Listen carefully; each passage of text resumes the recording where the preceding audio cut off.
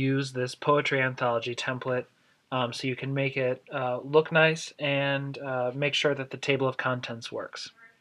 So a couple of things to notice. First of all, when you click on the title, you'll see that up here in the toolbar beneath or between the zoom and the font size, it says title. Now, if you want to change that font, what you need to do is select the whole title, change the font to whatever it is that you might want it to be. Let's go with this for now. And then you also need to click the arrow here, hover over title, and then click Update Title to match. This will make sure that any heading throughout the template that uses the title will match that. Now, when you click here, you can see that it's changed to subtitle.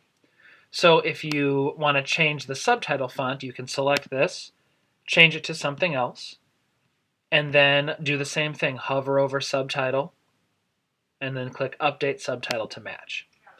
When you're working on your anthology, you're going to need to give it a title. So it can be whatever you want it to be. For now, I'm just going to put Poetry Anthology. Yours can be whatever you want it to be. And then I'm going to replace your name with my name. So compiled by Joseph Gandolfi. Okay, if I scroll down, I've got my table of contents. And you'll notice these fonts are different, so I might want to change these as well. If I click here, you can see this change to heading 1. So maybe I want to change this font to something else. I kind of like the Century Gothic font I used before, so I'm going to click that. And I'm also going to click heading 1, hover over it, and click Update Heading 1 to match.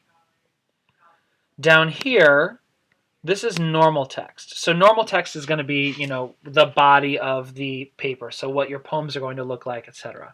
So if I want to change normal text, I can select this.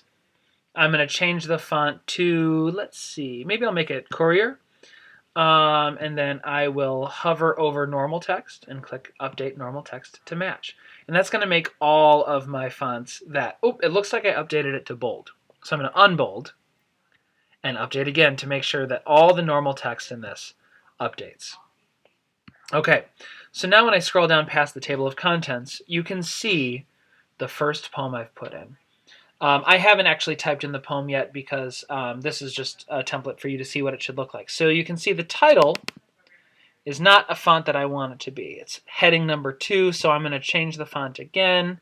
Maybe I will make this font Gill Sans, and I'll make it bold, because why not? And then I'm going to hover over heading 2, click Update Heading 2 to match.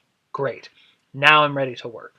So what I'm going to do first is I'm going to start by typing the text of the poem. The poem that I'm going to include is The Peace of the Wild Things by Wendell Berry. So I'm going to type it here. When despair for the world grows in me, and I wake in the night at the least sound in fear of what my life and my children's lives may be, I go and lie down where the wood drake rests in his beauty on the water, and the great heron feeds. I come into the peace of the wild things, who do not tax their lives with forethought of grief. Actually, let me get that right. Of grief. I come into the presence of still water, and I see above me the day-blind stars waiting with their light. For a time, I rest in the grace of the world and am free.